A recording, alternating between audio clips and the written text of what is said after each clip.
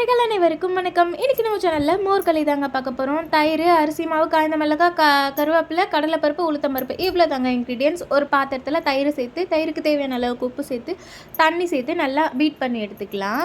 அதுக்கப்புறமா அரிசி மாவு அதில் சேர்த்து நல்லா கட்டி இல்லாமல் அதை மிக்ஸ் பண்ணி எடுத்துக்கோங்க. இது ஒரு சைடு வச்சுட்டு ஒரு கடாயில் கொஞ்சமாக எண்ணெய் சேர்த்துக்கலாம்.